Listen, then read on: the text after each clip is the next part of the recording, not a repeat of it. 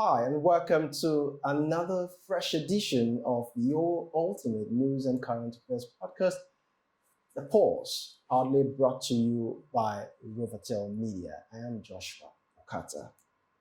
In our conversation this morning, our focus will be on the detainment of the former governor of Kaduna State, Malam Nasir El-Rufai, by the DSS over issues as alleged bordering on misappropriation of funds to the tune of 432 billion naira.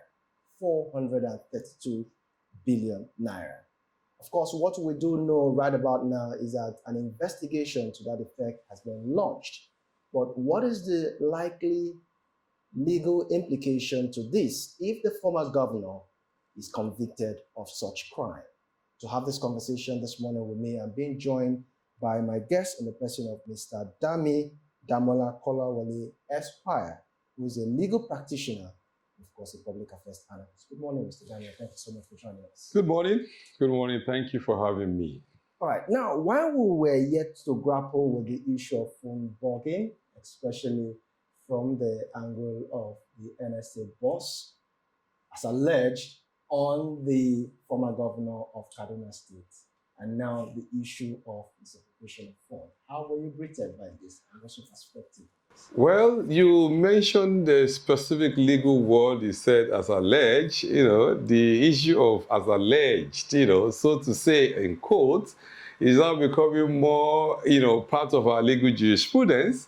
Everyone actually making a position or an assertion within the context of the coinage of the legal principle as alleged. But you see, when a specific person actually makes a confessional statement about specific subject matter, it is outside the purview as alleged, because you have what we call evidential proof.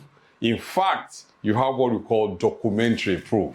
Well, within the context of the issue, before us, it has become a national issue because anything that borders on national security, it borders on national issue. Anything that borders on national issue borders on public policy.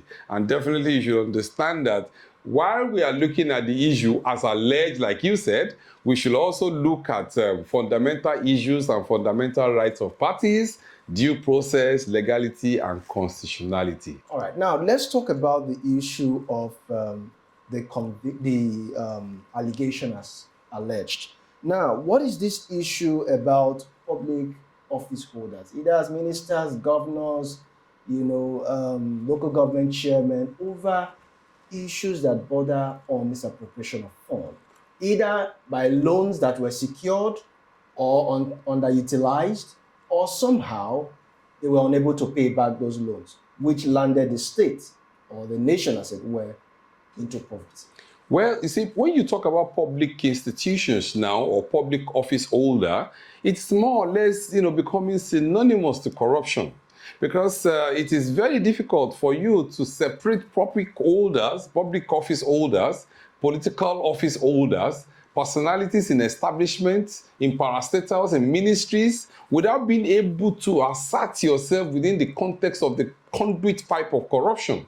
So corruption has become synonymous now to public office holders, to politicians. You see, so in Nigeria today, it's quite unfortunate that we will not be able to talk about, financial recklessness in Nigeria now. We will not be able to talk about financial mismanagement of public funds in Nigeria now. We will not be able to talk about, ineptitudeness of the institutions of the country at the moment. It is becoming a prevailing issue that we will actually look at it from the point of view that it has become a similar fact evidence in Nigeria today to say that public office holder become an holder of a status of an office and become stupendously rich after that. And then, once you become stupendously rich, it becomes expedient on the institution to do proper interrogation, examination, investigation into how did you become this rich when your salary is pegged at this, and this, and within the shortest possible time, you see them building hotels, getting themselves into multi-million naira investments without no basis or no foundation for it. And that is the essence of the institution today as economic, financial, EFCC that that's the essence of that institution. The EFCC institution, the ICPC institution, to curb, all these issues of anti-graft, corruption and the multifaceted of it. All right, before we delve into El-Rufai's case, because we are gradually digressing, now let me also get your take on the issue that you raised about financial recklessness, which is completely difficult for you to separate that from the average Nigerian politician. Now, how do you harmonize this word I call the 3C, which is a corruption techniques, perhaps, where you have concealment, collusion, and cash? Well, you see, you should also understand that there's something in law we call conspiracy. Conspiracy has nothing to do with just one person. It means that there are networks. So it's a systemic. Look, when we say something is systemic, it becomes, it is quite impossible for you to be at the helms of affairs of an institution and then all the alter egos to that institution. Since it's a network, when we say an organization is not just a one-body thing. It's not just the head of the organization only. It's a network principle. It's interwoven and interdependent. It's interconnected. In that context, when we say something is interconnected, you should understand that. You see, the bursary, the financial department, the legal department, the administrative department, all are involved because all are known by law as an alter ego to the organization. So if we say it's conspiratorial, it means the fact that even if the head is rotten, you see, there's no way all the interconnected parts will not have a hand in. That's the reason why at times, instead of arresting El-Rufai, they probably will have picked, all the other persons involved and questioned them. The Commissioner for Finance, the Commissioner for Budgetary Allocation, the Commissioner for Procurement, the Commissioner for Works, you understand? They will have picked on all of them and investigate. So, you see, the reason why at times we also say, because most of those we said should have been arrested for investigation, most of them are also in one way or the other in the political power.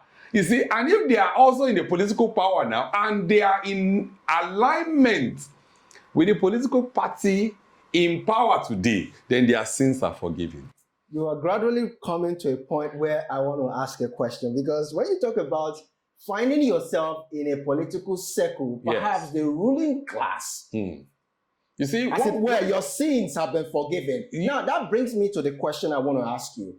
This case that was leveled against the former governor was raised in 2024. And this was brought about by the State House of Assembly in Kaduna State. Why did they have to wait until this time before the issue of his financial misappropriation started coming into the glare? El-Rufai got into power in Kaduna State, I think, in 2005. Yes. And when you look at the length of time, El-Rufai will readily tell you that for the APC today coming into power, for President Bola Ahmed Tinubu becoming the president of the Federal Republic of Nigeria, the commander-in-chief of the armed forces, GCON, you should understand that he made various assertions. That look, within the context of the various assertions he made, he said the northern region ordinarily wouldn't have actually followed President Bola Ahmed Tinubu, other than the fact that he was able to actually sway those votes in President Bola Ahmed Tinubu's favor. Well, true or false, by and large, you should understand that what we are doing now is politics. And if you look at politics, based on the interpretation of Harold Laswell, politics is who gets what, when, and how. If you go further to the Niccolo-Machiavellian interpretation of political, he's thinking political power and power at all costs. He's not thinking morality, he's thinking power. That look, whichever means, however means you get the political power, get it, grab it, and take it away. Ensure your opponent does not have any access to it. And that is what is happening today. everybody is interested in grab it at all costs. You see? So all that transpired, or all that we see, the emerging, inferno that we see, is simply the intricacies, the plays of the power, or the power of the plays coming into 2027. All right, so as we get closer to 2027, it's becoming more tense, especially for the political class. It will get even more tense. So are we saying that the sins of El-Rufai, as it were, could have been forgiven if he was in the ruling party because of this case was raised in 2024? You should understand that in 2023, when the nomination for ministerial position was actually made, El-Rufai was one of those that were nominated for political, position. That's ministerial position. Yeah. Also, you should remember quite well that when President Bola Ahmed Tinubu was, within the context of his, coming into power, he said something. He said he would not leave a podium unless they were able to actually, mitigate on El-Rufai to come on the podium and promise him that he's going to be part of his government. And El-Rufai was compelled upon to go to the podium where President Bola Ahmed Tinubu then, Mr. Bola Ahmed Tinubu then, was actually, having the campaign thing. And he went there until he said he promised before then Mr. Bola Ahmed Tinubu will leave the podium. So you should understand that all now, it's an emerging political play. And the political play that you see now, it is not only for El-Rufai, I can assure you that. You see, a lot of persons are not talking. A lot of persons are seemingly seeing totalitarianism being played. A lot of persons are conscious because of the autocratic system of the present government. A lot of persons are shying away because they see state capture. And because of that, they are not willing to dive into the, into the inferno, into the turbid waters. They are willing to play safe. So you think this is a situation of a state capture? Oh, I can tell you, look, you see, when we talk about specific crimes in law, how do we recognize a crime being committed? We look at the elements. Are the elements of this crime complete? If the elements are there, then the crime has been committed. Then what next are we looking at? Who committed the crime? Does the criminal responsibility of committance of that crime, is it present? What are we looking at? We are looking at the actors' roles and the mens rea. Are they present? If they are present, then the crime has been committed. You can see the element, and the criminal responsibility is attached to the one accused of the crime. It's a simple thing. You will understand. You see, the emerging issue is none other than 2027. Nothing other than that. Whatever you see now, whatever that plays out now, you are talking about the next election. So everybody that is strategizing and re-strategizing is simply because of 2027. Okay, so talk to us about the issue of due process, especially when it comes to procurement or securing of loans. If truly there was a sincerity of purpose, why are governors, past ministers, even local government chairman always caught in the web of abusing due process? Let me explain something further to your questioning. Is there any person in power today who has not been accused of one thing or the other, one aggrandizement, one corruption, one mismanagement, one misappropriation or the other? None. There's none of them. You see, most of the persons in power have been accused of one thing or the other. But unfortunately, we are able to interpret the Constitution to suit our whims and caprices. Section 5 appoints Section 6 for the confirmation of Section 4. Wonderful. It means that Section 5, the executive, the president of the Federal Republic, appoints who becomes the CGN, who heads everything about the judicial arm of government. Please, he who pays the piper dictates the tune. Okay? So when you talk about, all eyes on the judiciary, I'll look at you, I just smile. Section 5 will appoint Section 6 for the confirmation of Section 4.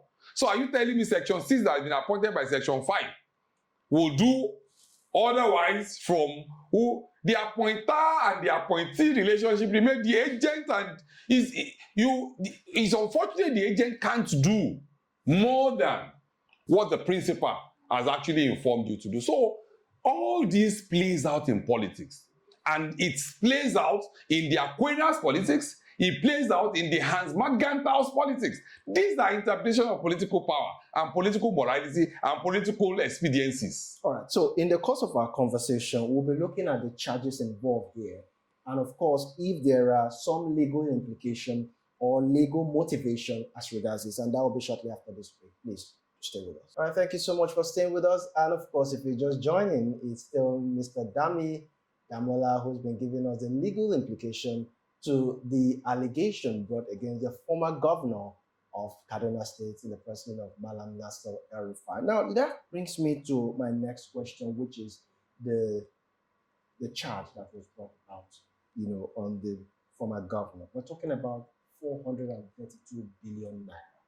Is it entirely true that such monies were not utilized for that particular purpose for which it was secure, or it was actually in the region of, say, abusing due process? Well, you see, when you say due process, there are plethora of abuses of due process in Nigeria. And I think part of government's workings and part of government's machinery, the systemic means by which government works, it has a whole lot to do with it is the opposite of due process. For example, accosting a former #1 citizen of Kaduna State at the airport, placing him under arrest at, coming into Nigeria, is not due process. It's far from the truth. Because in the real context, that is even, casting aspersion, casting derogatory aspersion to the Constitution of the Federal Republic of Nigeria. Because if the Constitution tells you that everyone has a right to Section 35, that's a right to liberty, it means that you must ultimately respect the liberty of the former first citizen of Kaduna State. You definitely will have to respect him. Aside that, if you claim there are allegations of billions, humongous allegations against him, but look, the principle of natural justice, which is also part of the Constitution that you seems to want to protect within the context of the supremacy of the Constitution in your Section 1 of Section 1 and your Section 1 of Section 3. It means whatever law you think you are holding on to, Section 1 of Section 3 is telling you that to the extent of the inconsistency of such laws, it remains null and void. It means whatever law you think you want to use to hold him will be null and void if you are not in tandem with the provisions of the 1999 So Constitution. from a legal perspective, do you think that the institution itself had in one way or the other abused its You don't liberty? build something on nothing. You see, you cannot build something on nothing. So from a legal prism, do you think that his rights, his constitutional right, to the freedom of liberty has been infringed upon? Absolutely. Absolutely, you can see so that. So can he press for charges at this time, even while in detention? Look, listen to me. Let me tell you. I'll give you this brief for free. One thing stand, that look, whatever is not standing on legality, whatever is not standing on constitutionality, that is not in tandem with the 1999 Constitution. Even when the case brought before him has an iron cast evidence. Oh yes, so many cases that were brought against President Bola Ahmed Tinubu, then as Senator Bola Ahmed Tinubu had iron cast evidence. But it's subject to proof. The fact that you have privy knowledge of the information or certain information does not mean the person has committed a crime. That's the reason why in most cases, while you want to cast aspersion at the personality of a person, while you want to assassinate the character of a person, you use a word in coinage of allegation to escape what? To escape prosecution. But in the real sense, it does not really work as such. Because if we look at it and we're able to interrogate it, and whatever is said is false, then it becomes defamatory. So in this case now, meeting him at the airport, someone you call the golden fish that has no hiding place. Why did you not waive a warrant? Why did you not send an invitation? Why must you create that kind of, political Harassment. scene. It's not even, you see, I don't see it as intimidation. I see it as a political scene trying to negate his personal self because he's gaining too much of momentum in the north.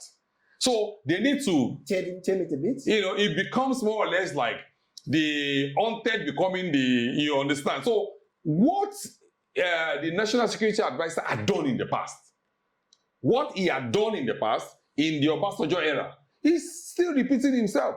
Then he's uncomfortable because of the northern oligarchy. And one man from the northern oligarchy becoming so prominent, like he's partially part stepping into the shoes of the late Muhammadu Buhari. And there are power blocks, there are power persons in the position of power today that don't want such. So talking about 2027, do you think that all of these brouhaha around the former governor has some political I will undertone? tell you, I will tell you as a matter of fact, within the context of my study of political science, within the context of my study of international relations and diplomatic studies, it is the direction in futility. One thing I will consider as an idea being sold to the present government which is negative, and it will achieve negative results. Because now, it's unfortunate now that instead of demonizing the man, you already made the man a saint even before you start prosecution. Because a lot of northern persons now are coming solidly behind him that, no, he's our political force. He's our political leader. That political force oh, right now? Yes. I will tell you as a matter of fact, because this will cast doubt when the present government are trying to mend ways within the context of the northern divide. They are trying to mend ways properly. This will cast doubt at the understanding and confidence of mending such ways with the northerners. And the northerners, from the time of the NCNC, from the time of the NPC, from the time of the AG, that the northerners in Nigeria today have actually made themselves the deciding factor to any election. So while some Nigerians are saying that El-Rufai is not likely to come out of the detention because this might just be a cage for him, so as you said, he might not be able to get that political momentum. What is the likelihood that if he gets convicted? You said what is the likelihood that if he gets convicted like the AG party in those days in the Western region, when Obafemi Awolowo became convicted for, charges that everyone would tell you is politically motivated. It's almost the same thing happening now. See things from that prison, that everything has a political undertone. Yes, because when Olusegun Obasanjo then, the Aremu Okikiolu was actually arrested on the Trump charges and was detained. You understand? When he came out, what happened? He came out like, the saints from the southwest. We're talking about 432 billion naira here. See, 432 billion is so much.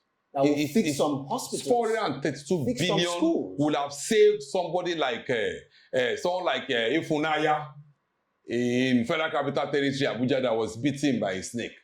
432 billion will save a lot of issues in the educational sector. Social justice is key for government to understand. The social justice away from the Pareto understanding of circulation of elite, the day practice. Yet you call such political motivation? Let me tell you something. If you look at the postulation of Amartya Sen within the context of freedom, then the political power today will not go the toll and the line by which they are going within the context of the issue with El-Rufai. If you also look at the various postulations by political thinkers within the context of social justice, you would understand that the good is not the good for a particular class. That's the reason why the Marxian theory is telling you, no, this is all about class theory. That is not social, social good for everyone. That is about class theory. That the rich who consider themselves the bourgeoisie sees the proletariat as some that are confined to be governed. They call them what? They didn't even call them a good, they call them the artisans. They are confined to be ruled. So if you look at that class, you should understand that is it that you are within the governing elite or you are outside the governing elite and you are within the non-governing elite. And then they even stratified our soul to say that some are philosopher kings, that they are guardians, some are auxiliaries, and then some are artisans.